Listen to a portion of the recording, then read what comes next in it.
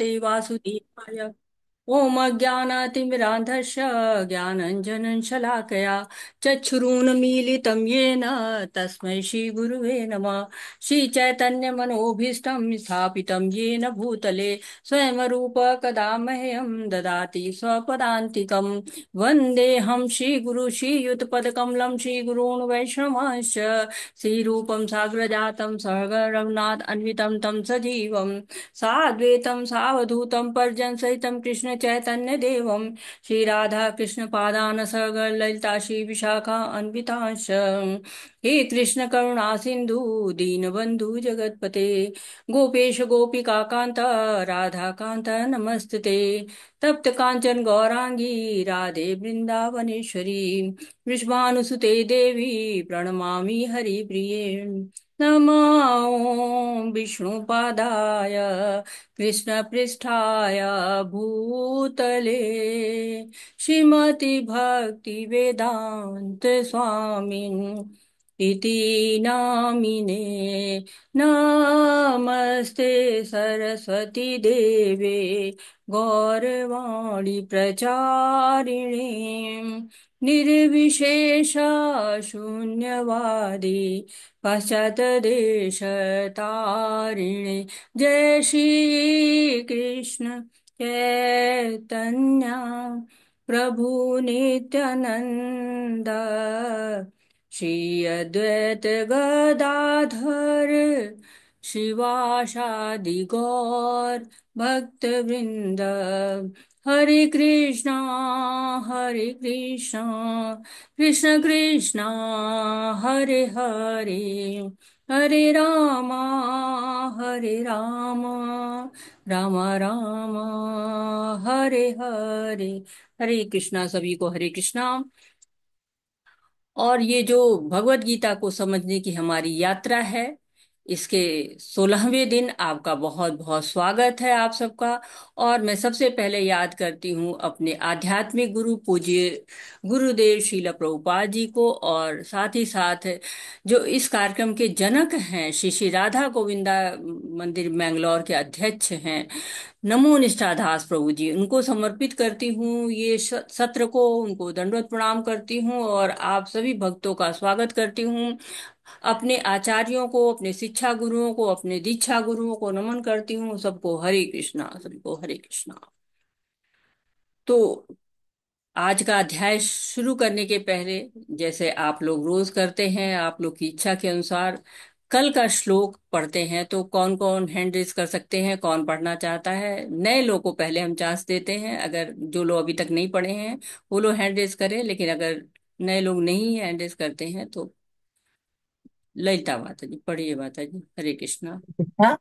सर्वस्य चाहं हृदि सन्निविष्टो मत्तः स्मृतिजन्मोहनं च वैदेश्य सर्वैरहमेव वेदेयो वेदांतकृद वेद विदेह चाहम।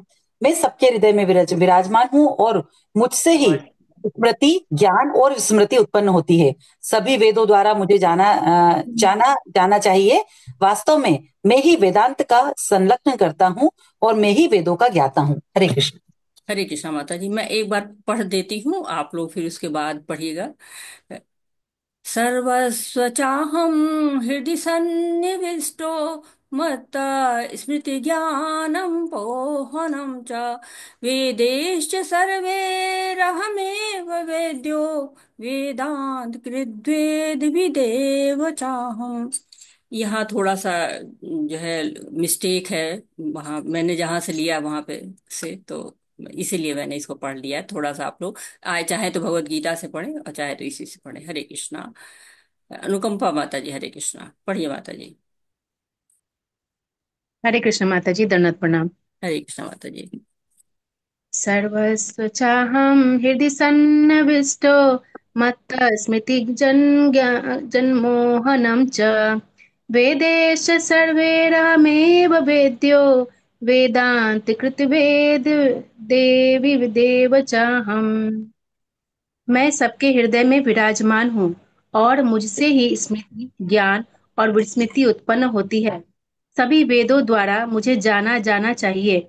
वास्तव में मैं ही वेदांत का संकलन करता हूँ और मैं ही वेदों का ज्ञाता हूँ। हरे कृष्ण। हरे कृष्णा। जगदीश प्रभु जी, हरे कृष्णा, पढ़िए प्रभु जी।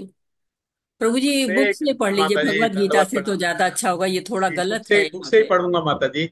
हाँ शिला प्रभुपाद की जय, गुरु महाराज की जय। जी। सर्वस्य चाहं हृदि सन्निविष्टो मत स्मृति ज्ञानम अपोहनम च वेदस्य सर्वैरहमेव वेद्यो वेदांत कृत वेद विदेव चाहम। मैं प्रत्येक जीव के हृदय में आसीन हूँ, मुझसे ही स्मृति ज्ञान विस्मृति होती है। मैं ही वेदों के द्वारा जानने योग्य हूँ। निसंदेह मैं वेदांत का संकलन करता तथा समस्त वेदों का जानने वाला हूँ। हरे कृष्णा माता जी, दंडवत प्रणाम। हरे कृष्णा प्रभु जी, बहुत सुंदर प्रभु जी। प्रभा माता जी, पढ़िए माता जी, हरे कृष्णा। और प्रभा माता जी के बाद दीपक प्रभु जी आप पढ़िएगा, मैं सबको अनम्यूट कर रही हूँ। हरे कृष्ण माता जी। हरे कृष्णा माता जी। सर्वस्य चाहं हृदि सन्निविष्टो मत्तः स्मृतिर्ज्ञानमपोहनं च वेदैश्च सर्वैरहमेव वेद्यो वेदान्तकृतद्वेद विदेव चाहम्। मैं प्रत्येक जीव के हृदय में आसीन हूँ और मुझसे ही स्मृति ज्ञान और विस्मृति होती है। मैं ही वेदों के द्वारा जानने कोशिश योग्य करूंगा। हूँ। कोशिश तो करनी चाहिए। निस्संदेह मैं वेदांत का गीता में यही लिखा है, कोशिश संलग्न करते रहो करता बस। तथा समस्त वेदों का जानने वाला हूँ। हरे कृष्ण। हरे कृष्णा। दीपक प्रभु जी पढ़िए प्रभु जी। हरे कृष्णा माता जी। हरे कृष्णा। सर्वस्य चा अहम हदि सन्निविष्ट मत स्मृति ज्ञानम अपहूनम चा वेदे चा सर्वे अहम एव वेद वेदांत कृत वेदविद एव चा अहम। मैं प्रत्येक जीव के हृदय में आसीन हूँ और मुझसे ही स्मृति ज्ञान तथा विस्मृति होती है। मैं ही वेदों के द्वारा जानने योग्य हूँ। निसंदेह मैं वेदांत संकलन करता तथा समस्त वेदों का जानने वाला हूँ। श्री कृष्णा माता जी। हरे कृष्णा प्रभु जी, बहुत बहुत धन्यवाद। लक्ष्मी प्रिया माता जी आपको हम लेते हैं, इसके बाद बाकी लोग को हम रीडिंग भी ले लेंगे। हरे कृष्णा। हरे कृष्ण माता जी, सभी को हरे सादर कृष्ण। प्रणाम। हरे कृष्ण। सर्वस्य चाहं हृदि सन्निविष्टो मत श्रुति ज्ञान अपहन च वेदे च सर्वैरहमेव वेद्य वेदांत कृत वेद विदेव चाहम। हरे कृष्ण माता जी। मैं सबके हृदय में विराजमान हूँ और मुझसे ही स्मृति ज्ञान और विस्मृति उत्पन्न होती है। सभी वेदों दोबारा मुझे जाना जाना सभी वेदों दोबारा मुझसे जाना जाना चाहिए। वास्तव में मैं ही वेदांत को संकलन करता हूँ और मैं ही वेदों का ज्ञाता हूँ। हरे कृष्ण माता जी। हरे कृष्णा माता जी, बहुत बहुत धन्यवाद। तो शुरू करते हैं। बाकी जिन लोग के हैंड रेज है उनको मैं रीडिंग ले लूंगी। हरे कृष्णा। तो आज का जो आपका अध्याय है उसका नाम है देवासुर देव असुर साधन विभाग योग। और इसको जो आचार्य हैं उन्होंने नाम दिया है दैवी और आसुरी स्वभाव। तो जैसा कि आप नाम में ही देख रहे हैं कि स्वभाव की बात हो रही है कि देवी स्वभाव है या आसुरी स्वभाव है। तो किसी किसी के अंदर देवी गुण होता है, किसी किसी के अंदर आसुरी गुण होता है। जो गुण अच्छा होता है उसको दैवी गुण कहा जाता है, जो सतोगुणी गुण होते हैं दैवी गुण कहे जाते हैं। और जो गुण अच्छे नहीं होते, असुरों में जो पाए जाते हैं, उनको आसुरी गुण कहलाते हैं। जब हम सातवां अध्याय पढ़ रहे थे तब वो था दुष्कृतनो मूढ़ा असुरम भाविष्यता माम न प्रपद्यन्ते। तो जो दुष्कृतनो मूढ़ा होते हैं वो भगवान का आश्रय ग्रहण नहीं कर पाते, मूढ़ होते हैं, नराधम होते हैं, जिनका ज्ञान माया ने अपहरण कर लिया होता, असुर होते हैं। ऐसे चार तरह के लोग भगवान के पास नहीं जाते हैं। और चार तरह के लोग भगवान के पास जाते, आर्थ अर्थात जिज्ञासु और ज्ञानी। और इसके पहले 9वें अध्याय में भी हमने पढ़ा कि राक्षसी आसुरी चैव प्रकृति मोहिनी श्रिता, जो इनके आसुरी स्वभाव होते हैं, राक्षसी स्वभाव होते हैं, वो माया में मोहिनी से जो है वो घिरे होते हैं, उनके आश्रय में रहते हैं, भगवान के आश्रय में नहीं रहते हैं। तो अभी हम उनके बारे में डिटेल में पढ़े कि हाँ, अच्छे गुण कौन से होते हैं, बुरे गुण कौन से होते हैं। उसके पहले हम कल का जो अध्याय है, बड़ा सुंदर अध्याय हमने पढ़ा था, पुरुषोत्तम योग। तो उस पुरुषोत्तम योग का थोड़ा सा हम रिकैप लेते हैं। पहले पहले भगवान हमको एक उल्टा अश्वत्थ वृक्ष की बात करते हैं। ऊर्ध्वमूलम अधम शाखम अस्वस्थम प्राहुर अव्ययम छंदाशी यस्य पर्णानि यस्य वेद च वेदवित। उल्टा वृक्ष है, जड़ें ऊपर है, शाखाएं नीचे हैं, और पत्तियां क्या है, वेद हैं। वे पत्तियों से हम पहचान सकते हैं। वेद में क्या होता है, वेद में भगवान की बात लिखी रहती है, शास्त्र लिखे होते हैं वो। और साथ ही साथ कहते कि जो इस वृक्ष को जानता है वो वेदों का ज्ञाता होता है। तो भगवान बता रहे हैं कि ये तो जो आपको दिखाई पड़ रहा है ना, ये तो सब भौतिक जगत है, लेकिन असली क्या है, आध्यात्मिक जगत है। और जो लोग कहते निर्माण मोहा जित संग दोषा आध्यात्म नित्या विनिवर्त कामा द्वंद्वे विमुक्ता सुख दुख संगे गच्छन्त मूढ़ा पद्म व्ययम तम। तो जिनकी मोह है, जो बहुत ज्यादा अहंकार में है, जिनको अपनी उपाधियों पर बड़ा गर्व है, जिनको कामनाएं जिनको बिल्कुल ही घिरी पड़ी हैं, ऐसे लोग हैं। और कुछ लोग ऐसे होते हैं जो कि शाश्वत तत्व को, भगवान को समझते हैं, बहुत ही कामनाओं को नहीं वो रखते कहाँ है हैं। क्या अभिषेक? करते हैं, खाना खा रहा भगवान के शरण को ग्रहण करते हैं, भगवान की शरणागति प्राप्त करते हैं, और उस धाम को हाँ, जाते हैं। किस धाम को? प्लीज अनम्यूट कर पहले से लीजिए तो अपने ठीक आप है। को। हरे कृष्णा, हरे कृष्णा माता जी, म्यूट हो रही। तो उनको कहते कि न तद भासते सूर्यो न शशांको न पावकः यद गत्वा न निवर्तन्ते तद धाम परमा मम। तो ये जो है ना धाम भगवान का, यहाँ सूर्य चंद्रमा आग की बिजली की नहीं जरूरत होती। हमारे यहाँ तो लाइट ना आए तो हम वो कहते हैं कि अरे लाइट ही नहीं है, सारा काम लाइट से रुक जाता है, लाइट के बिना सूर्य ना निकले तो हम परेशान हो जाते हैं। लेकिन भगवान का जगत ऐसा है, परम धाम है, जहाँ इस सब की जरूरत नहीं, सब प्रकाशित है भगवान के प्रकाश से। और जो वहां पहुंच जाता है वो लौट के नहीं आता है। भगवान अपना संबंध भी बताते हैं, मम वांश जीव लोके जीव भूता सनातना मन स्थानी इंद्रियाणी प्रकृति स्थानी कर्षति। अरे तुम मेरे बच्चे हो, मेरे शाश्वत अंश हो, और फिर भी क्या कर रहे हो, ये मन के कारण ये 6 इंद्रियों के इंद्रिय विषय लेके बैठे हुए हो, और जो है कठिन संघर्ष कर रहे हो। बड़े आदमी के बच्चे को संघर्ष नहीं करना होता है ना, उसके लिए तो सब कुछ बना बनाया है। तो हम इतने भगवान के बच्चे हैं, उसके बाद भी क्या कर रहे हैं, संघर्ष कर रहे हैं। क्यों कर रहे हैं? कुछ तो हमारे अंदर कमी है। भगवान कहते हैं मैं तो तुम्हारे लिए कितना कार्य करता हूँ, तुम्हारे सांसों की व्यवस्था किया हूँ, तुम्हारे लिए प्रकाश की व्यवस्था किया हूँ, तुम्हारे लिए तो मैं हर लोक में जाता हूँ, तुम्हारे लिए मैं पौधों में वनस्पतियों में रस देता हूँ, तुमको अच्छा लगे, तुम अच्छे से जो है भोजन कर पाओ, अच्छे से जो विविधता को भोग पाओ। मैं उसके बाद तुम जो भोग लेते हो उसको भी पचाने का काम मैं ही करता हूँ, सारे मैं ही खाने में पचाता हूँ, तुम्हारे हृदय में भी बैठा हूँ। सर्वस्य चाहम हृदय सन्निविष्टो, अभी पढ़ा है आपने, तो मैं हृदय में भी बैठा हूँ, तुमको ज्ञान दे रहा हूँ, विस्मृति दे रहा हूँ, और स्मृति दे रहा हूँ, सब तो मैं दे रहा हूँ। तो तुम करो क्या, मुझे जानो। कैसे जानो? वेदों के द्वारा।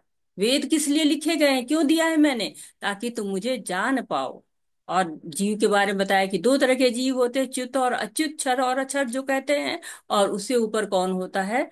भगवान होता है। दोनों से परे, ना वो क्षर है ना वो अक्षर है, वो दोनों से श्रेष्ठ है। और उसको क्या कहते हैं?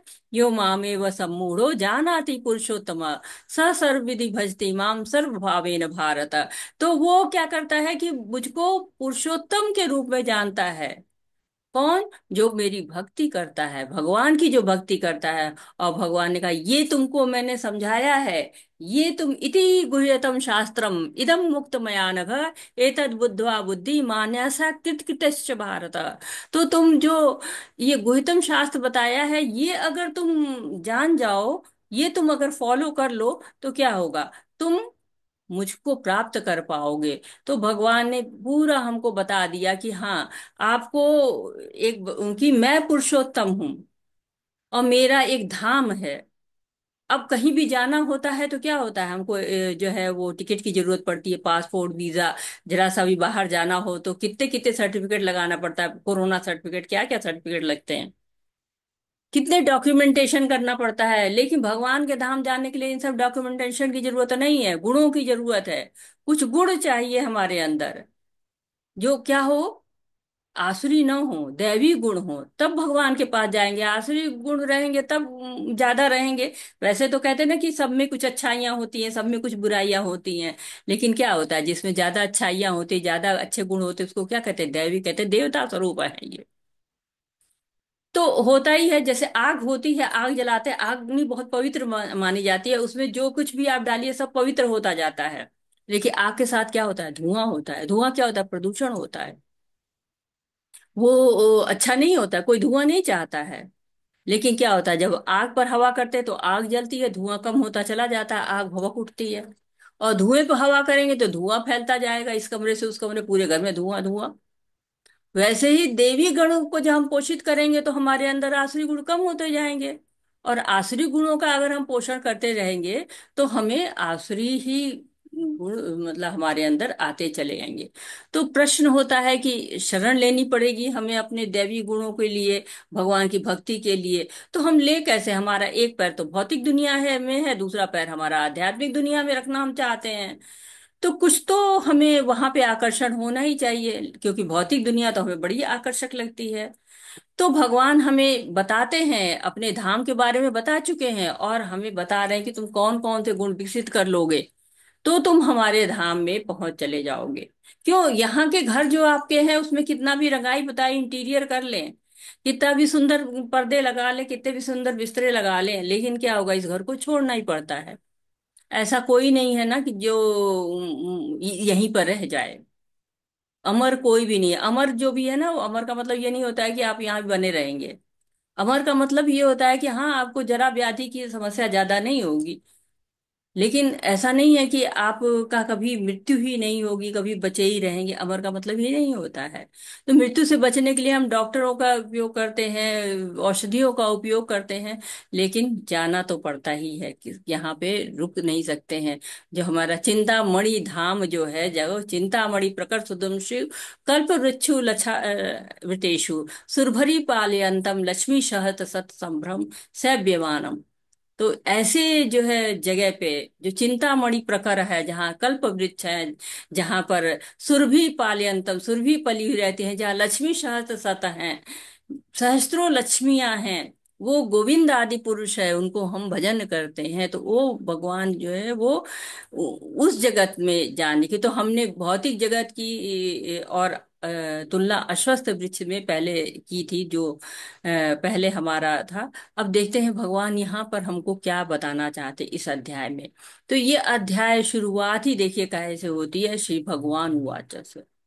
भगवान हमको बता रहे, क्या बता रहे हैं, अभ्यम सत्व संशुद्धि ज्ञान योग व्यवस्थित दानम दमश्च यज्ञश्च स्वाध्याय तप आर्जवम अहिंसा सत्यम क्रोध त्याग त्याग शांतिर्पैशुनम दया भूतेष्व लोलुप्त्वं मार्दव हीरचापलम तेज क्षमा धृति शौचम द्रोहो नातिमानिता भवन्ति संपदम दैवीम अभिजातस्य भारत।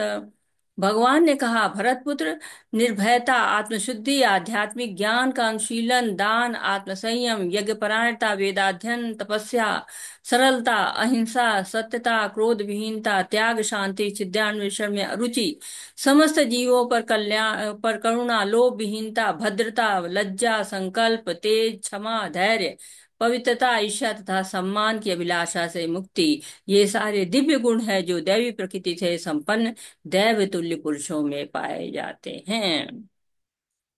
तो भगवान ने 3 श्लोकों में पूरा बता दिया कि हाँ, ये हमारे अंदर कौन कौन से गुण हैं जो दैवी हैं। दैवी गुणों के पूरी जो है वो बता दिया कि ये हैं। अब आपने को टिक लगाते जाइए कि कौन कौन से गुण हमारे अंदर हैं और उनमें कौन कौन से गुण हमें अभी और विकसित करने हैं। तो जो अश्वत्थ वृक्ष था उसमें कहा गया कि जड़ों की तुलना बताई गई कि शुभ और अशुभ कर्म से। जड़ क्या होते हैं? शुभ और अशुभ कर्म। तो ये जब हमारे अंदर दैवी प्रकृति के जो रजोगुण और तमोगुण से दूर जो है, जो हमारे रहेंगे गुण, उन गुणों का जब हमारे अंदर रहेगा तो वो जड़ क्या होगी? शुभ होगी। और जो तमोगुण में, रजोगुण में जो कार्य करेंगे वो आसुरी प्रकृति के लिए कहे जाते हैं।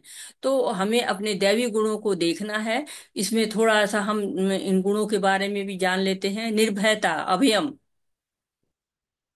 तो अभयम कब होता है? जब हम भगवान की शरण ले लेते हैं। भगवान की शरण जब तक नहीं लेंगे तब तक तो अभयम हम नहीं होंगे ना। अभियन तो तभी होंगे जब हम भगवान की शरण ले लेंगे।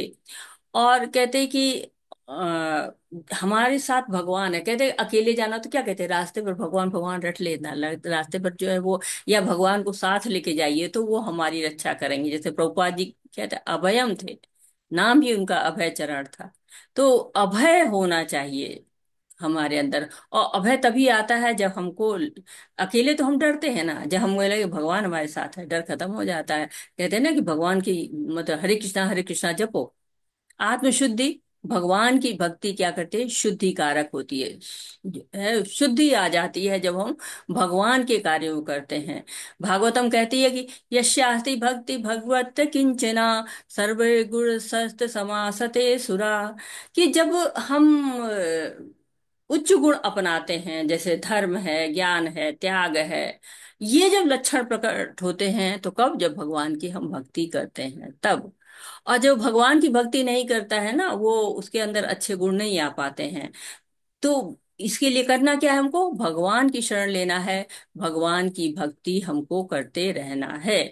तो आध्यात्मिक ज्ञान का अनुशीलन, ज्ञान का अनुशीलन कैसा होगा? आध्यात्मिक किताबें पढ़नी चाहिए। खताब इधर उधर की किताबें पढ़ने से अच्छा है कि आप छोटी छोटी प्रभुपाद जी की किताबें अपने साथ रखिए। रास्ते में हैं, अकेले हैं, समय है आपके पास तो कुंती की शिक्षाएं हैं, आत्म साक्षात्कार है, चैतन्य महाप्रभु की शिक्षामृत है। ये छोटी छोटी बुक्स पढ़िए, आपको आनंद भी आएगा और आपके अंदर अच्छे गुणों का विकास भी होगा। दान करना चाहिए। तेरा तुझको अर्पण क्या लागे मेरा, सब कुछ भगवान का ही है तो भगवान को समर्पित कर देना है। और भगवान का प्रचार प्रसार करना है, अपने समय को त्याग करना है, अपने शारीरिक बल लगाना है। आत्म संयम कैसे आता है? जब हम इंद्रियों को भगवान की सेवा में लगा देते हैं। अनासक्त विषयान यथारहम उपयुज्यते निर्बंध कृष्ण संबंधे युक्तम वैराग्य उच्यते। तो युक्त कर हो जाता है जब सब कुछ, तो भगवान में ही लग जाता है। भगवान में ही कार्य होना चाहिए। तो हमारी जो सरलता होनी चाहिए हमारे अंदर, जटिलता नहीं होनी चाहिए। हमारा चाहे खान पान हो, चाहे हमारी वेशभूषा हो, चाहे हमारी दिनचर्या हो, सब बिल्कुल साधारण सरल होनी चाहिए। क्योंकि जितनी हम जटिलता में जाते हैं ना, अब मान लीजिए रोज हमने वेशभूषा पर ध्यान दिया, हम पर डे ब्रांडेड कपड़े खोज रहे हैं, पूरी मार्केट में ढूंढ रहे हैं सबसे अच्छा मुझे चाहिए, और पूरा समय हम इसी पर लगा दे रहे हैं।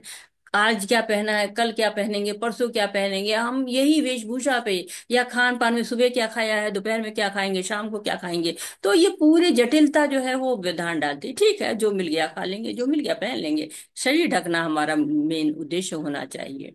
अहिंसा क्या है? आत्मा पर दया करना। हम दूसरे अध्याय में पढ़ चुके हैं कि भगवान ने कहा कि आत्मा पर दया करो, यही करुणा है। शरीर पर दया करना, शरीर तो क्या है, आज है कल नहीं है, आत्मा शाश्वत है। और उस पे करुणा का मतलब क्या है? उसको भगवान के साथ जोड़ लो। सत्यता क्या मतलब? कि यथारूप, जो हम पढ़ते हैं ना भगवत गीता, यथारूप, तोड़ मरोड़ के नहीं, अपने मनोधर्म से कुछ भी नहीं जोड़ना है। संकीर्तन यज्ञ करना है। यज्ञ जो है क्या है? संकीर्तन यज्ञ आजकल जो है बहुत जरूरी है कलयुग में, संकीर्तन यज्ञ, क्योंकि यही सर्वश्रेष्ठ यज्ञ है। मन को शांति देता है, संयम देता है। आप विज्ञान के लोग भी, जो डॉक्टर्स हैं, वैज्ञानिक है, वो भी इसको जब प्रैक्टिकल में करते हैं तो वो भी कहते हैं नहीं, इसको जरूर करना चाहिए। और भौतिक जगत में इसकी अनुभूति लोग बहुत अच्छे से करते हैं, भक्त बताते ही हैं इसके बारे में। हरि नाम की महिमा तो जितनी भी ली जाए कम है। क्रोध विहीनता होनी चाहिए, क्रोध नहीं आना चाहिए। क्यों? क्रोध आता है, ऐसा कह देंगे हमें तो क्रोध आता है, कैसे क्रोध के बिना कोई कैसे रह सकता है? तो क्रोध कब करना है? भगवान के लिए, जब भगवान के लिए कोई गलत बोलता है, जब कोई भगवान का अनादर करता है, तब क्रोध आना चाहिए। जैसे हनुमान जी थे, हनुमान जी ने क्या किया? हनुमान जी ने क्रोध आया, जहां बोलते हैं भगवान के विपरीत, वहां हनुमान जी को बहुत जोर से क्रोध आता है और वो सारी लंका को जला देते हैं। त्याग क्या है? भक्त जो है वो उन वस्तुओं का त्याग कर देते हैं जो भक्ति में बाधा डालता है। तो कहते हैं कि अनुकूल से संकल्प, प्रतिकूल से वर्जन, जो भी प्रतिकूल हो उसका त्याग कर देते हैं। भक्ति में बाधा नहीं आनी चाहिए। और शांति कब आती है? जब हमने 5वें अध्याय में पढ़ा था कि शांति कैसे आती, भोक्ता राम यज्ञ तपसा सर्वलोक महेश्वरम। तो जो हम मान ले कि भोक्ता कौन है, भगवान है, जब हम ये मान लेते हैं, जब वो सर्वलोक महेश्वरम है, जब हम ये मान लेते हैं, सुहृद सर्वभूतानां ज्ञाता मां शांति दिच्छति, जब हम ये जाने कि वही हमारे सुहृद हैं, तो शांति आ जाती है। छिद्रान्वेषण में रुचि, इसमें बड़ा मन लगता है लोगों का, दूसरों का दोष निकालिए, दूसरों के बारे में टिप्पणियां करना। तो ये भक्त नहीं करता, भक्त केवल अच्छाई देखता है और उसको भक्ति में लगाता है। भक्त दूसरों के ये प्रजल्पा में वो नहीं आता है। लज्जा, लज्जा किसको कहते हैं? लज्जा ये है कि परमात्मा हमारे हृदय में बैठे हुए हैं, फिर भी हम गलत कार्य कर रहे हैं, ये संकोच जब आने लगता है तो इसको लज्जा कहा जाता है। और संकल्प कैसा होना चाहिए? ऐसा जो हमारे आध्यात्मिक उन्नति करे। जैसे आपने लिया हुआ है कि भगवत गीता पढ़ने का संकल्प, तो बहुत लोग बहुत दृढ़ता के साथ उसमें जुटे हुए हैं, बहुत लोग हैं थोड़ा अप डाउन हैं, और कुछ लोग हैं तो बिल्कुल ही नहीं आ पाते हैं, या कुछ लोग हैं तो चलो बाद में जो है देख लेंगे, तो रिकॉर्डिंग तो मौजूद है। तो हर तरह के लोग हैं। तो ये जो है संकल्प में कमी आ जाती है। तेज क्या है? पवित्रता जब आती है तन की, मन की, व्यवहार की, तो तेज अपने आप आ जाता है। कहते हैं ना कि हाँ, वो गुरु जी देखो उनके चेहरे पे, तो वो तेज कैसे आता है? जितना आप मन शुद्ध होगा, तन शुद्ध होगा, उतना ही तेज आता है। आप जनरली देखिए, जो लोग आध्यात्मिक गुरु होते हैं उनके कितने तेज होता है उनके चेहरे पे। क्षमा जरूर होनी चाहिए। जैसे अर्जुन है, अर्जुन क्षमा कर रहा है, कौरवों ने उनके प्रति कितना अन्याय किया, फिर भी वो क्षमा करने के लिए तैयार है। और अम्बरीश महाराज की कहानी आपने सुनी कि वो दुर्वासा ऋषि जो कि उनको जानबूझकर उनकी परीक्षा एक तरह से ले रहे थे, और देर से आते हैं, और इधर अम्बरीश महाराज का पारण का समय निकला जा रहा है, एकादशी का व्रत थे वो। और दुर्वासा जब उन्होंने अपने जो गुरु थे उनके कहने पर पानी ग्रहण कर लिया, तो अम्बरीश महाराज जी को गुस्सा हो गया दुर्वासा ऋषि उस पे। तो उसको दंड देने के लिए अपने बालों से एक तोड़ लेते हैं, एक बाल तोड़ के, और वो राक्षसी उत्पन्न हो जाती है, और वो राक्षसी अम्बरीश महाराज को मारने के लिए दौड़ती है। और बाद में भगवान कहते हैं कि अपना सुदर्शन चक्र चला देते हैं, और दुर्वासा ऋषि उनसे कहते हैं कि हमको क्षमा कर दीजिए, तो कहते हैं जाओ तुम अम्बरीश महाराज से क्षमा मांगो। और अम्बरीश महाराज जो है क्षमा नहीं, उनको क्षमा मांगने का अवसर ही नहीं देते हैं, और उनको वैसे ही क्षमा कर देते हैं। तो ये गुण होता है देवताओं में, जो देवी गुण होते हैं। धैर्य बहुत होना चाहिए। धैर्य भक्ति में खास करके बहुत होना चाहिए। उत्साह कम न हो पाए। कई बार हम सोचते हैं अरे ये गोलोक धाम कैसे पहुंच पाएंगे, इतना दूर है। नहीं, क्षिप्रम भवति धर्मात्मा, क्षण में हो जाता है।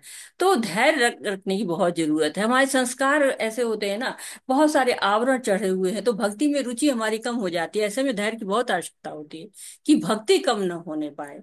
जैसे होता है ना, दवा खानी पड़ती है जब तक कि बीमारी खत्म ना हो, तब तक दवा खानी, हमको भगवान का नाम लेना पड़ता है जब तक। जैसे हम घर में घुसते हैं, घर बहुत गंदा होता है, तो उसको सफाई करते हैं, पहले बड़ी धूल उड़ती है, लेकिन धीरे धीरे क्या होती है, धूल कम होती जाती है। तो वैसे ही हम जब भक्ति शुरू करते हैं तो बहुत से हमारे धूल जो हमारी गंदगियां निकलती रहती हैं, लेकिन धीरे धीरे हम भक्ति के द्वारा मन को साफ करते हैं, और नहा धो के तन को साफ करते हैं।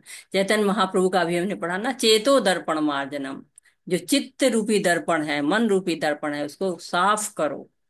ईर्ष्या कभी नहीं करनी चाहिए, क्योंकि ईर्ष्या जो है ऐसी होती है ना कि जो बहुत सारे दुर्गुणों को जन्म देती है। जो ईर्ष्या जिसमें होती है उसमें सम्मान की भूख भी बहुत रहती है, हमारी प्रशंसा हो, हमारा यशोगान हो, ऐसे तो वो दुर्गुणों को जन्म, तो ईर्ष्या बिल्कुल नहीं होनी चाहिए। भक्त कभी ईर्ष्या करते ही नहीं है। और भौतिकता में ईर्ष्या बहुत दिखाई पड़ती रहती है। तो ये 26 गुण हैं। ये 26 गुण जिसमें आ जाते हैं, कहते हैं वो भगवत धाम जाने के योग्य हो जाता है। तो कृष्णा, और मिला माता जी, पढ़िए माता जी, हरे कृष्णा, पढ़िए। अनम्यूट होइए माता जी, हरे कृष्णा। हरे कृष्ण माता जी। हरे कृष्णा, पढ़िए माता जी। हाँ, हरे कृष्ण माता जी, एक सेकंड। हाँ, छंद 16:1-3 में उल्लिखित ये सभी 26 गुण पारलौकिक हैं। वर्णाश्रम धर्म के अनुसार इनका आचरण होना चाहिए। उन्हें सामाजिक और व्यावसायिक की विभिन्न स्थितियों के अनुसार विकसित किया जाना चाहिए। उद्देश्य यह है कि भले ही भांति भौतिक स्थितियां दैनिक हो, यदि इन गुणों का आभास पुरुषों के सभी वर्गों द्वारा किया जाए तो धीरे धीरे पारलौकिक बोध के उच्चतम मंच तक उठना संभव है। हरे कृष्णा।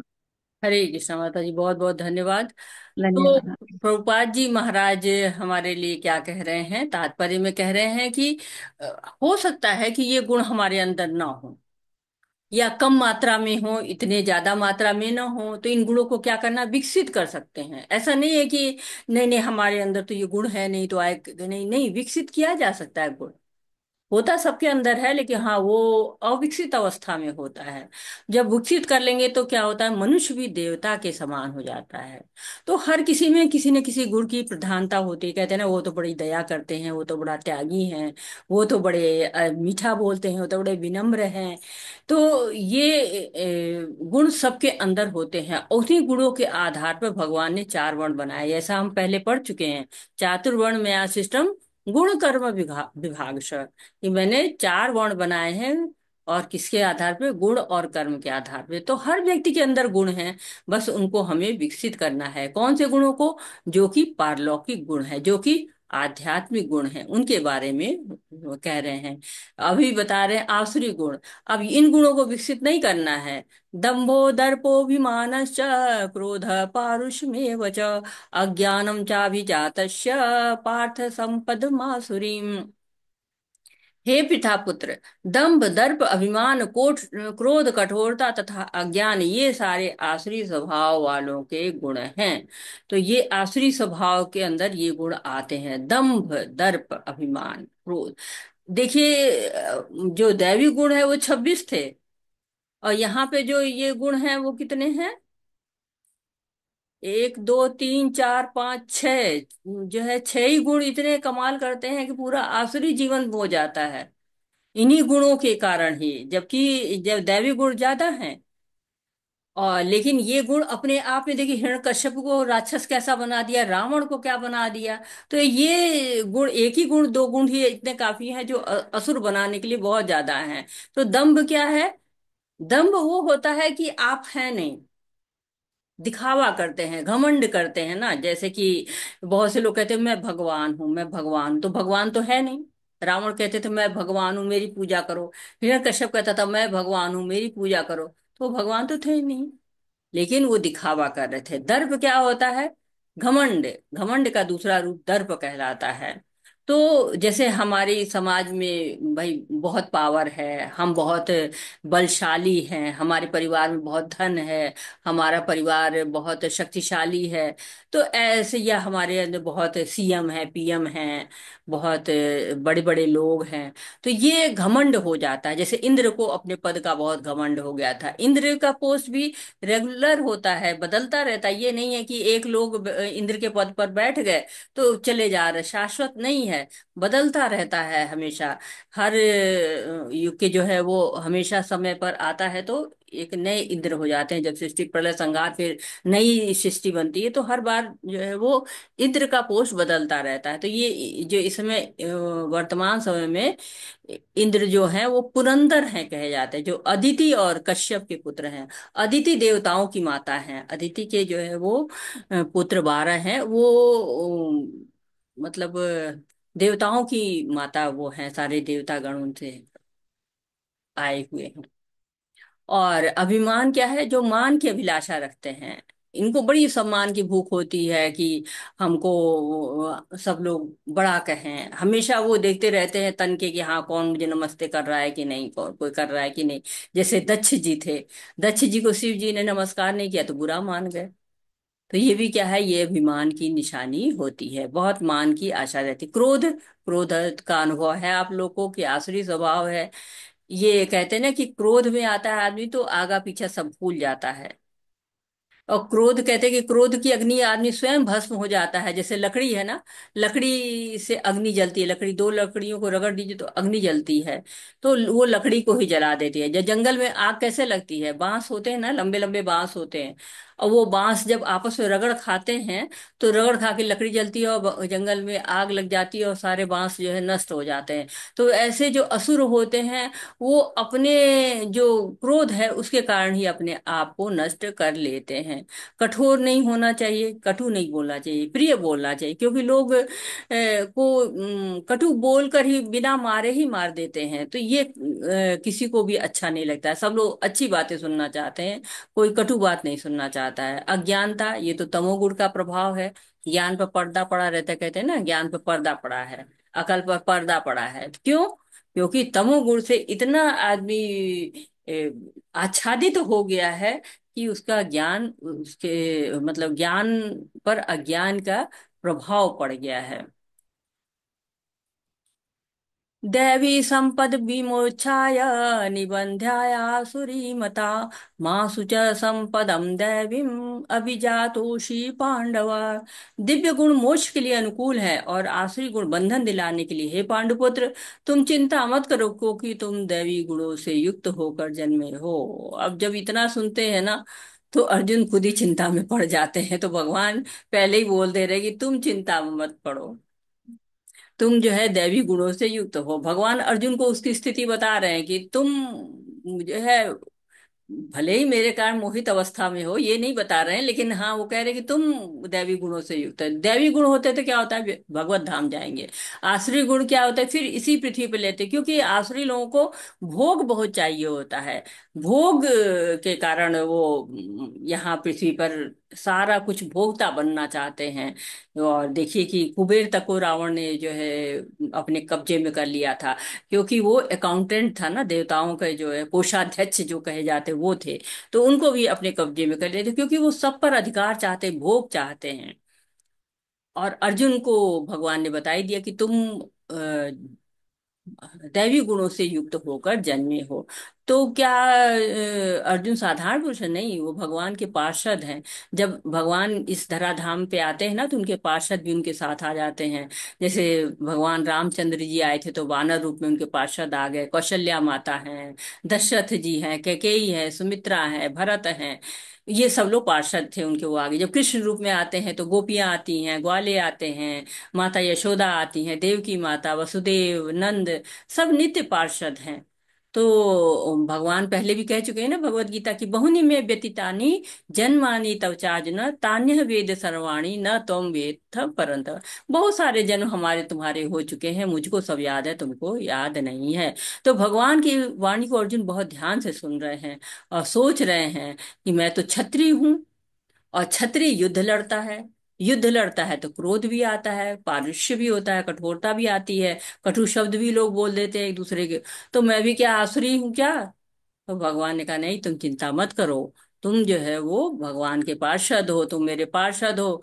अर्जुन भगवान की लीला में हमेशा साथ में रहते हैं। भगवान के नर नारायण में नर का रूप जो है वो अर्जुन का होता है। अर्जुन भगवान के साथ हमेशा रहते हैं। तो कहते हैं कि हमेशा रह के और भगवान की सेवा करते रहते हैं। जैसे हनुमान जी है, भगवान की सेवा करते रहते हैं। तो ये लोग पार्षद हैं भगवान के। द्वौ भूत सर्गो लोके अस्मिन् दैव आसुर एव च दैवो विस्तरशपोक्त आसुरम पार्थ मे शृणु। हे पितापुत्र, इस संसार में सर्जित दो प्रकार के प्राणी दो प्रकार के हैं, दैवी तथा आसुरी। मैं पहले ही विस्तार में तुम्हें दैवी गुण बतला चुका हूँ। अब मुझसे आसुरी गुणों के बारे में सुनो। तो भगवान शुरू में ही बता देते हैं दैवी गुणों के बारे में, उसके बाद आसुरी गुणों का ही चर्चा करते रहते हैं। क्यों? क्योंकि लोग आसुरी ज्यादा हैं, आसुरी प्रवृत्ति के लोग ज्यादा हैं, और उस आसुरी प्रवृत्ति को लोग खत्म नहीं करना चाहते हैं। तो इस अध्याय में भगवान जो है वो जीव की दो श्रेणियां बता रहे हैं। पिछले अध्याय में भी भगवान ने जीव की दो श्रेणियां बताई थी, कौन कौन सी है, कोई बताना चाहेगा? हरे कृष्णा, हैंड रेज कर सकते हैं। अभी दो श्रेणियां भगवान बता रहे हैं, दैवी और आसुरी। पहले भी बताया, 15वें अध्याय में भी दो श्रेणियां कौन कौन सी बताई थी, किसी को याद है? हरे कृष्णा। चलिए मैं हिंट आपको देती हूँ कि भगवान अच्युत कहे जाते हैं। तो जीव क्या कहलाता है? हरे कृष्णा, सब लोग भूल गए। रुमा माता जी, हरे कृष्णा। जी माता। माता जी हरे कृष्णा, सादर प्रणाम। माता जी च्युत और अच्युत। जी माता जी, बहुत बहुत धन्यवाद। बहुत हरे कृष्णा।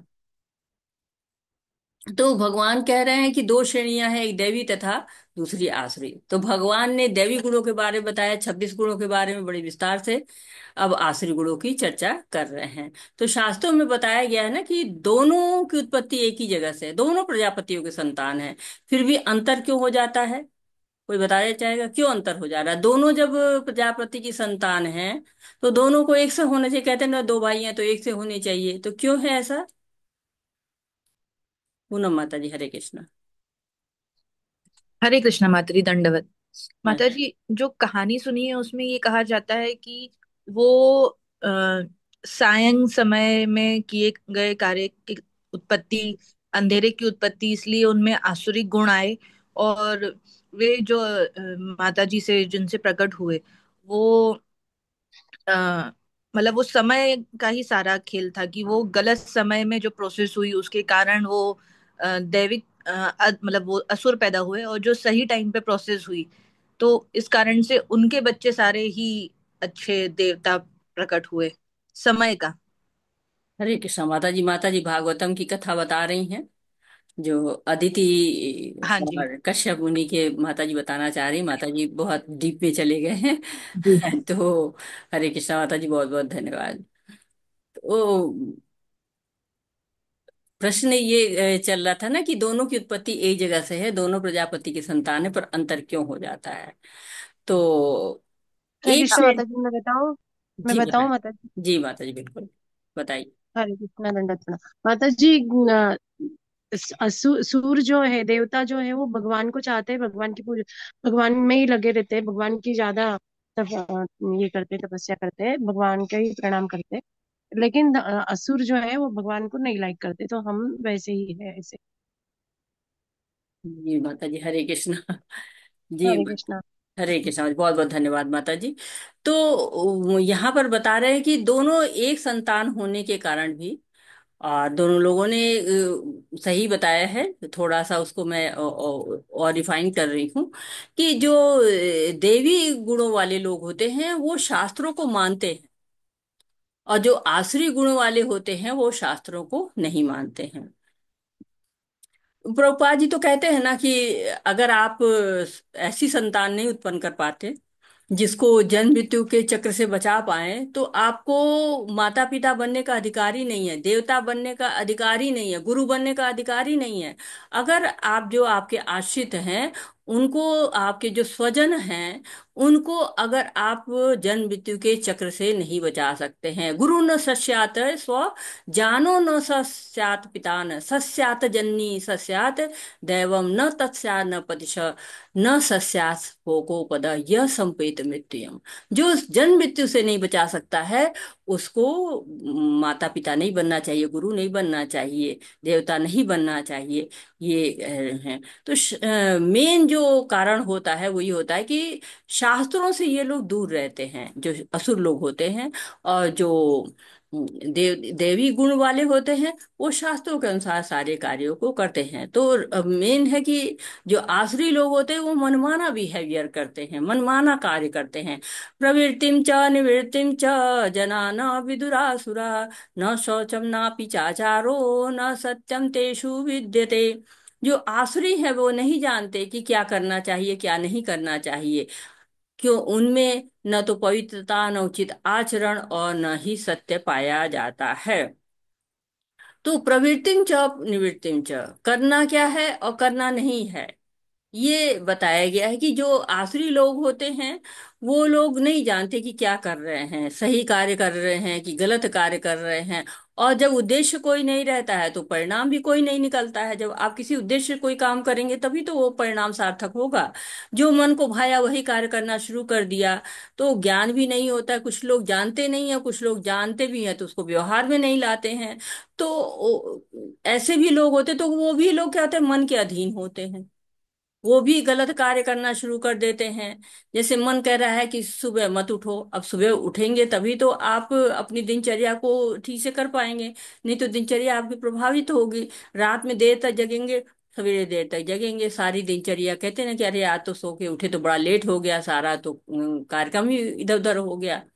ऐसे पवित्रता है बाहर और अंदर की तो होती है। अब नहा धोकर अच्छे कपड़े पहन लिए लेकिन भीतर अभी अशुद्धि है, आत्मा की पवित्रता है ही नहीं है, तो आचरण कैसा होगा? उचित नहीं होगा। कभी कभी कहते हैं अरे कपड़े लते तो इतने अच्छे पहने हुए हैं और आचरण देखो इनका। तो क्यों? अंदर शुद्धता है ही नहीं है। और या फिर पीछे पीछे भौतिक लाभ छुपा हुआ है। तो 15वें अध्याय में हमने पढ़ा ना, यतन्तो योगिश्चैनम पश्यन्ति आत्मनि अवस्थितम यतन्तो अतियकृत आत्मन नैवम पश्यन्त चेतसा। कि जो योगी जन होते हैं, जो आत्म साक्षात्कार के लिए प्रयास करते हैं, वो सब देख पाते हैं, सब कुछ उनको दिखाई पड़ता है, सब स्पष्ट रहता है। लेकिन जिनका मन विकसित नहीं है वो चाहते भी है कि देखे तो नहीं देख पाते हैं। क्यों? क्योंकि उनके अंदर दैवी गुण कम होते हैं, आसुरी गुण बढ़ते जा रहे हैं। और वैसे ही आसुरी गुण जितने बढ़ेंगे वैसे वैसे विचार होते जाएंगे, वैसे वैसे ही कार्य होते चले जाएंगे। असत्यम अप्रतिष्ठम ते जगदाहुरन ईश्वरम अपरस्परम संभूतम किमन्यत काम है तुकम। वे कहते हैं कि यह जगत मिथ्या है, जिसका कोई आधार नहीं है और इसका नियमन किसी ईश्वर द्वारा नहीं होता है। उनका कहना है यह काम इच्छा से उत्पन्न होता है और काम के अतिरिक्त कोई अन्य कारण नहीं है। तो ये लोग क्या कहते हैं, ये जगत क्या है? मिथ्या है, सब असत्य है, सपने में हम जी रहे हैं। भगवान को भी नहीं मानते हैं, तो ईश्वर में कोई श्रद्धा नहीं है, नास्तिक लोग हैं। ये जगत शून्य से आया है, शून्य में विलीन हो जाएगा। जैसे कोई मकान नीचे गारे का है, गिरता है ना, तो कहते कि ये तो क्या है, ऑटोमेटिक सब हो गया, सारा कुछ ऑटोमेटिक आ गया, बनाया गिरा। तो सब ईश्वर की इसमें कोई वो नहीं है। ये जगत बनता बिगड़ता अपने आप से ही रहता है। और नहीं मानते हैं, ऐसे ही इन लोगों को नास्तिक कहा गया है कि ये भगवान में कोई श्रद्धा रखते ही नहीं है। ऐसे निष्कर्मों का अनुगमन करते हुए आखिरी लोग, जिन्होंने आत्मज्ञान खो दिया है और जो बुद्धिहीन है, ऐसे अनुपयोगी एवं भयावह कार्यों में प्रवृत्त होते हैं जो संसार का विनाश करने के लिए होता है। तो ये आसुरी लोग हैं। भगवान कितने स्ट्रांग वर्ड बोल रहे हैं। कभी कभी भगवान बोलते हैं कि ये लोग ऐसा कार्य करते हैं ना जिससे संसार का ही विनाश हो जाए। बुद्धिहीन है, जैसे कहते हैं ना, जिस पेड़ पर बैठे थे कालिदास जी, उसी पेड़ को के उसी तने लकड़ी को काट रहे थे, तो उनको ये नहीं समझ आ रहा कि मैं भी इसमें गिर जाऊंगा। तो अनुपयोगी कार्य करते हैं लोग, ऐसे कार्य करते हैं जो कि विनाश का कार्य है। जैसे आजकल होता है ना, वैज्ञानिक लोग कैसी कैसी चीजें बना देते हैं और फिर उसका होता है कि ये बम डाल देंगे, ये कर देंगे, ये कर देंगे, होता रहता है। तो ये ऐसी आज की शिक्षा है, अनुसंधान होते हैं तो वो भी किस लिए? ये पूरी जो मानव जाति का है विनाश ही हो जाए। हरे कृष्णा। कभी न संतुष्ट होने वाले काम का आश्रय लेकर तथा गर्व के मद एवं मिथ्या प्रतिष्ठा में डूबे हुए आसुरी लोग इस तरह मोहग्रस्त होकर सदैव क्षण भंगुर वस्तुओं के द्वारा अपवित्र कर्म का व्रत लिए रहते हैं। उनका विश्वास है कि इंद्रियों की तुष्टि ही मानव सभ्यता की मूल आवश्यकता है। इस प्रकार मरण काल तक उनको अपार चिंता रहती हुई लाखों इच्छाओं के जाल में बंधकर तथा काम और क्रोध में लीन होकर इंद्रिय तृप्ति के लिए अवैध ढंग से धन संग्रह करते रहते हैं। तो ऐसे लोग अपवित्र कार्य करते रहते हैं, सुधार की कोई गुंजाइश ही नहीं, इच्छा समाप्त नहीं होती, संतुष्टि होती ही नहीं है। जैसे रावण है, उसको अपनी बुद्धि पर, बल पे बहुत अभिमान था, और उसकी भाई विभीषण ने और उसकी अपनी पत्नी ने भी समझाया लेकिन नहीं माना। अंगद जी भी गए थे समझाने के लिए, हनुमान जी भी गए थे समझाने के लिए, भगवान भी स्वयं समझाते हैं फिर भी कुछ नहीं समझते हैं। दुर्योधन भी को देखिए, भीष्म गुरु, द्रोणाचार्य, भगवान शांति दूत बन के आए फिर भी नहीं समझे। तो ऐसे लोग समझते ही नहीं हैं, वो लोग खुद को ही सर्वोपरि मानते हैं।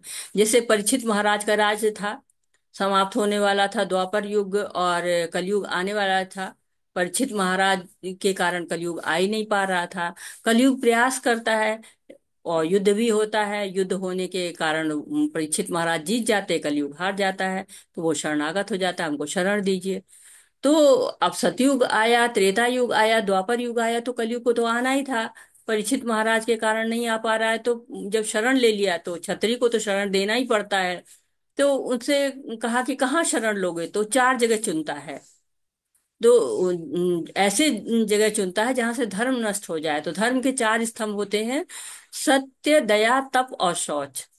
तो वो जैसे आपको सोना है, सोने में वो पहले लेता है अपना, ताकि लोगों के लिए मतलब लालची हो जाए लोग। तो जो सत्य होता है उससे, और जुआ होता है उससे सत्य का नाश हो जाता है, झूठ पनपता रहता है। और जब नशा करते रहते हैं तो तप नहीं हो पाता है। जब मांसाहार करते हैं तो दया समाप्त हो जाती है। जब हम अवैध संबंध करते हैं तो अपवित्रता हो जाती है, पवित्रता समाप्त हो जाती है। तो कलयुग के ये चार स्तंभ थे और उस पे चारों पर वार कर दिया गया। इसीलिए देखिए कि धर्म का नाश हो रहा है। तो अभी तक केवल मतलब तीन पैर तो उसके समाप्त हो चुके हैं, और कलयुग में ऐसे ही नाश होता चला जा रहा है। एक स्तंभ केवल बचा हुआ है कि सत्य का। इसीलिए कहा जाता है ना कि सत्यम, सत्य की विजय होगी, ऐसा हर जगह भी कहा जाता है। अभी सत्य थोड़ा बचा हुआ है। तो कलयुग ऐसे ही नाश करते सब समाप्ति कर जाएगा। लेकिन लाख बुराइयां हो कलयुग में, लेकिन एक चीज बड़ी अच्छी है उसके अंतर्गत कि नाम लेने से ही उद्धार हो जाएगा। बड़े बड़े यज्ञ तप करना कठिन होगा, लेकिन भगवान के नाम के सुमिरन से ही लोगों का कल्याण हो जाएगा। तो इसीलिए हमको नाम जरूर लेना चाहिए, भगवान का एक माला जप अवश्य करना चाहिए। आसुरी व्यक्ति सोचता है आज मेरे पास इतना धन है और अपनी परियोजनाओं से मैं और अधिक धन कमाऊंगा। इस समय मेरे पास इतना है, किंतु भविष्य में बढ़कर और अधिक हो जाएगा। वह मेरा शत्रु है, मैंने उसे मार गिराया, मेरे अन्य शत्रु भी मारे जाएंगे। मैं सभी वस्तुओं का स्वामी हूँ, मैं भोगता हूँ, मैं सिद्ध शक्तिमान तथा सुखी हूँ, मैं सबसे धनी व्यक्ति हूँ और मेरे आसपास मेरे कुलीन संबंधी हैं, और कोई अन्य मेरे समान शक्तिमान तथा सुखी नहीं है। मैं यज्ञ करूंगा, दान दूंगा और हर इस तरह से आनंद मनाऊंगा। इस प्रकार ऐसे व्यक्ति अज्ञानवश मोहग्रस्त होते रहते हैं। तो यहाँ बता रहे हैं कि जो अज्ञानवश लोग मोहग्रस्त होते हैं, आसुरी लोग जो है किस मानसिकता में जीतते हैं कि उनका क्या हर्ष होता है, क्या परिणाम होता है, वो सोचते ही नहीं है। इच्छाएं इतनी होती हैं, इतनी असीम होती हैं कि इसकी सीमा ही नहीं होती है, और कहाँ पे रुकना है। हम ये तो जान जाते हैं कि धन कमाना है, पर कितना कमाना है, कहाँ पे संतुष्ट होना है, ये कोई हमें बताता ही नहीं है। तो योजना ही बनाते रहते हैं, धन आए, संपत्ति आए, और उचित मार्ग से आए, अनुचित मार्ग से आए, इस पे कोई ध्यान ही नहीं देता है। और यदि कोई कहते कि नहीं नहीं ये तो मत करिए, तो वो तो परम वैरी है, परम शत्रु है। और कभी कभी अच्छा काम हो गया, शुभ काम कर रहे हैं, तो वो किस लिए कर रहे हैं, खुद को आनंद देने के लिए, भगवान की सेवा करने के लिए नहीं, भगवान की संतुष्टि के लिए नहीं। जैसे हिरण्यकश्यप थे, इन्होंने कितना वरदान मांगा ब्रह्मा जी से, लेकिन क्या किया, भगवान ने पल भर में सब नष्ट कर दिया। तो इनका कितनी हेलो। मंशा होती है कि पृथ्वी पर राज करेंगे, अच्छा। देवलोक पर राज करेंगे, बैकुंठ लोक पहुंच जाएंगे, ऐसी ऐसी योजनाएं वो बनाए करते रहते हैं। परंतु भक्त इस तरह के परिश्रम में नहीं भरता है। जो असुर लोग इसी तरह का परिश्रम करते हैं और परेशान होते हैं। आज ही का युग देखिए, कितना कंपटीशन है, और वो कंपटीशन कब ईर्ष्या में बदल जाता है पता ही नहीं चलता है। और ईर्ष्या से कितने पाप कर्म हो जाते हैं पता ही नहीं चलता है। जैसे कंस था, वो कृष्ण को मारने की ढेर सारी योजनाएं बनाता था, लेकिन हुआ क्या, अंत में अपने ही जान से हाथ धो बैठा। तो असुर लोग अपने आप को बहुत बलवान समझते हैं, सुखी समझते हैं, लेकिन उनका उद्देश्य हमेशा गलत होता है। और गलत मतलब अपने आचरण के कार्य अपना भी नाश करते हैं। जैसे रावण है, अपना भी नाश किया, पूरे परिवार का भी नाश किया। लेकिन भगवान का भक्त विभीषण था, वो बच गया। कहते हैं कि मारे कृष्णा राखे कौन, और राखे कृष्णा मारे कौन। तो कृष्ण ही हमको मार सकते हैं, वही हमको बचा सकते हैं। जैसे प्रहलाद को बचाया उन्होंने, कितना भी उनके ऊपर विपत्ति आई प्रहलाद के ऊपर, लेकिन भगवान ने उनको हमेशा बचाया। अनेक चित्त विभ्रांता मोह जाल समावृता प्रसक्ता काम भोगेषु पतन्ति नरकेषु च। इस प्रकार अनेक चिंताओं से उद्विग्न होकर तथा मोह जाल में बंधकर वे इंद्रिय भोग में अत्यधिक आसक्त हो जाते हैं और नरक में गिरते हैं। तो इंद्रिय भोग, ये मानसिकता क्या होती है, आसुरी होती है। एकत्रित करते जाएंगे धन के, भोग करेंगे भोग करेंगे, पता नहीं है कि कब शरीर चला जाए और कब ये धन यहाँ यहीं रह जाए।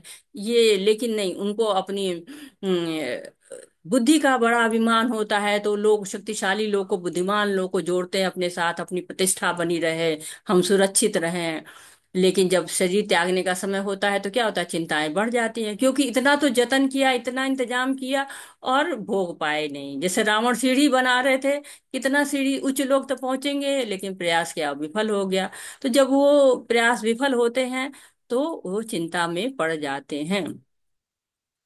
अहंकार बलम दर्पम कामम क्रोधम च संशिताः मामात्मा पर देहेषु पद प्रद्विषन्तोऽभ्यसूयकाः।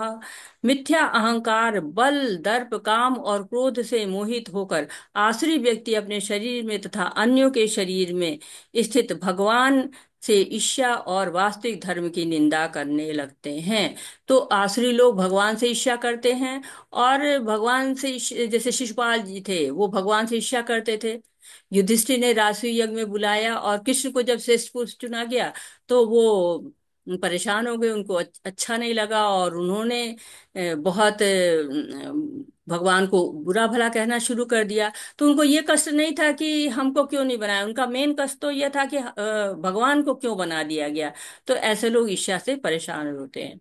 जो लोग ईर्ष्यालु तथा क्रूर और नराधम है, उन्हें मैं नित्य निरंतर विभिन्न आसुरी योनियों में, भव सागरों में डालता रहता हूँ। तो भगवान कह रहे हैं कि मैं ऐसे लोग को कहाँ डालता हूँ, आसुरी योनि में। तो भगवत धाम तो जा ही नहीं सकते, भगवान से प्रेम ही नहीं करेंगे, उनकी सेवा नहीं करेंगे, उनसे ईर्ष्या करेंगे, शास्त्रों में विश्वास ही नहीं है, शास्त्रों के विरुद्ध कार्य कर रहे हैं। जैसे आपके माता पिता हैं, आप उनसे प्रेम करते हैं, यदि आप उनसे ईर्ष्या करेंगे तो क्या होगा, कह देंगे जाओ घर छोड़ के जाओ। तो वैसे ही वो भगवान के धाम में तो जा नहीं पाते हैं, और यहाँ वहाँ नीचे के लोकों में भ्रमण करते रहते हैं। हे कुंती पुत्र, ऐसे व्यक्ति आसुरी योनि में बारंबार जन्म ग्रहण करते हुए कभी भी मुझ तक पहुंच नहीं पाते, धीरे धीरे अत्यंत अधम गति को प्राप्त होते हैं। तो भगवान के पास नहीं जाएंगे, क्योंकि आसुरी गुणों पर नियंत्रण ही नहीं है, अधम योनियां मिलती रहती हैं। और भगवान की बातें तब भी उनको अच्छी नहीं लगती हैं। अनजाने में कोई अच्छा कार्य हो जाता है तो उद्धार हो जाता है, बिना जाने कहीं प्रसाद शाद खा लिया, या बिना जाने भगवान का नाम ले लिया, जैसे अजामिल नारायण नारायण करके मुक्त हुए, वैसे वाल्मीकि जी मरा मरा कह के राम राम बोल ही नहीं पा रहे थे, तो मरा मरा कह लिया, और फिर उसी से ठीक हो गए। क्योंकि दवा खा ली ना, दवा चाहे जान के खाई चाहे अनजाने में खाई, फायदा तो करेगी है। त्रिविधम नरक सेदम द्वारम नाशन्मात्मना काम क्रोधस्तथा लोभस्मादेत्रम त्यजेत। इस नरक के 3 द्वार है, काम, क्रोध और लोभ। प्रत्येक बुद्धिमान व्यक्ति को चाहिए इन्हें त्याग दें, इनसे आत्मा का पतन होता है। तो द्वार कौन से हैं, काम, क्रोध और लोभ, यही नरक का पंथ है। कहते हैं नरक जाना हो तो यही, नरक में बहुत ही यातनाएं होती हैं। तो नरक जो है वो कई तरह के होते हैं। जैसे एक नरक तो यही होता है कि जो असली नरक होता है, जहाँ कष्ट मिलता है, जाते हैं मृत्यु के बाद।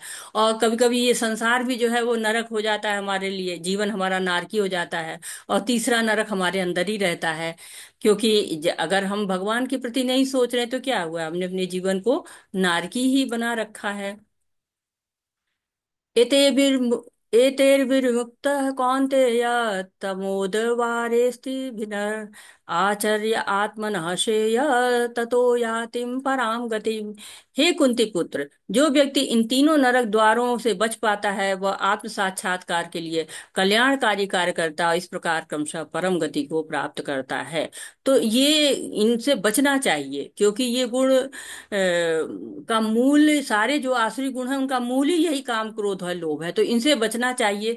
जब हम कामनाएं करते हैं ढेर सारी तो हमें क्रोध आता है, क्रोध से फिर लोभ आता है, और सारे आसुरी गुण आते रहें जी। तो हमें सावधान रहना चाहिए, इन गुणों से हमेशा दूर रहना चाहिए। ये शास्त्र विधि उत्सृज्य वर्तते काम कारता, न स सिद्धिं वाप्नोति न सुखम न पराम गति। जो शास्त्र के उद्देश्यों का अवहेलना करते हैं, मनमाने ढंग से कार्य करते हैं, उसे न तो सिद्धि, न सुख, न ही परम गति प्राप्त होती है। तो शास्त्र भगवान की वाणी है। और कहते हैं ना कि धर्म क्या है, धर्म तो साक्षात भगवत प्रणीतम। धर्म साक्षात भगवान है, नियमों का पालन करना ही चाहिए। धर्म की अवहेलना करेंगे तो क्या होगा, हमारी उन्नति नहीं होगी। जैसे हम पिता की बात नहीं करेंगे तो क्या होगा, हमारी उन्नति नहीं होगी। कहते हैं ना, बड़े बुजुर्गों के आज्ञा का पालन करो तभी उन्नति होगी। तो ये जीवन के साथ भी है, जीवन के बाद भी है। जैसे एलआईसी का स्लोगन होता है ना, वैसे भगवान यहीं से गया ही है, एलआईसी का स्लोगन भी यहीं से गया हुआ है। तो भगवत प्राप्ति के लिए हमको आदेशों का पालन करना चाहिए। असुर लोग ऐसा नहीं करते हैं, इसलिए उनको गति नहीं, आध्यात्मिक गति प्राप्त नहीं होती है। तस्मात् शास्त्रं प्रमाणं ते कार्याकार्य व्यवस्थितो, ज्ञात्वा शास्त्र विधानोक्तम कर्म कर्तुमिहार्हसि। अतः मनुष्य को यह जानना चाहिए कि शास्त्रों के अनुसार, के विधान के अनुसार क्या कर्तव्य है और क्या अकर्तव्य है। उसे विधि विधानों को जानकर कर्म करना चाहिए, जिससे वह क्रमशः ऊपर उठ सके। तो करना क्या है, विधि विधानों का पालन करो। कैसे पता चलेगा, वो गुरु साधु और शास्त्र से। भक्तों का संग करेंगे तो हमें गुरु मिलेंगे, गुरु हमको शास्त्र बताएंगे, और शास्त्र से के कारण जब हम उस तरह से कार्य करेंगे, गुरु की शरण में रह के, कहते हैं वंदे कृष्णम जगत गुरु। तो सारे जगत गुरु जो है वो जब गुरु स्वीकार कर लेते हैं, तो हमें भी करना चाहिए। जब भगवान के जो है, जो भगवान है, परम सत्य जो भगवान है, उन्होंने भी गुरु को स्वीकार किया था। भगवान कृष्ण के गुरु संदीपन ऋषि थे, तो उन्होंने ये आचरण करके बताया कि हमें गुरु स्वीकार करना चाहिए। भगवान राम ने भी वशिष्ठ मुनि को गुरु रूप में स्वीकार किया था, तो हमें भी गुरु अवश्य स्वीकार करना चाहिए। हरे कृष्णा। मधु माता जी पढ़िए, माता जी, हरे कृष्णा। हरे कृष्णा, पढ़िए माता जी। हम पढ़े माता जी। पढ़िए माता जी। हरे कृष्ण हरे माता जी। कृष्णा माता जी, दंडवत प्रणाम। हरे कृष्णा। धन्यवाद, आपका पठन का अवसर मिला मुझे। हरे आधा आधा कृष्णा। पढ़ लीजिए, आधा मधु माता जी पढ़ ले, फिर रश्मि माता जी। हरे कृष्ण, पढ़िए माता। शास्त्र में वे चार मुख्य, माता जी उनको पहले पढ़ने दे दीजिए, चलेगा मुझे। नहीं, पढ़िए, आप पढ़ ये लीजिए। कोई नहीं माता जी, आप पढ़िए, मैं बाद में पढ़ लूंगी। शास्त्रों में वे चार मुख्य दोष नहीं पाए जाते जो बद्ध जीव में होते हैं। ये है अपूर्ण इंद्रियां, कपटता, त्रुटि करना तथा मोहग्रस्त होना। इन चार दोषों के कारण बद्ध जीव विधि विधान बनाने के लिए अयोग्य होता है।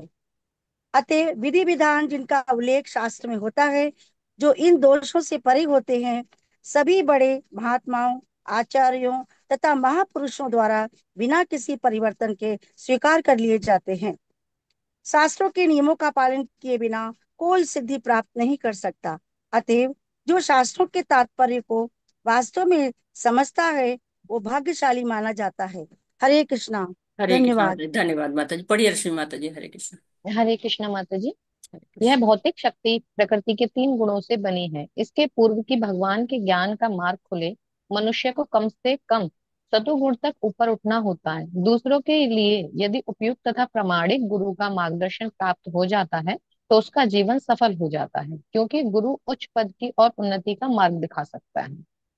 हरे कृष्ण माता जी। हरे कृष्ण माता जी, बहुत बहुत धन्यवाद माता जी। तो यहाँ पर बता रहे हैं कि गुरु साधु और शास्त्र की मदद लेनी चाहिए। शास्त्र पूर्ण होते हैं, भगवान के द्वारा बोले गए हैं, क्योंकि वो पूर्ण हैं। ओम पूर्ण मदः पूर्णमिदं पूर्णात पूर्णमुदच्यते। और जबकि जो जीवात्मा क्या है, उसमें चार दोष होते हैं, गलतियां करता है वो, इंद्रियां पूर्ण हैं, धोखा देता है, मोहग्रस्त होता है।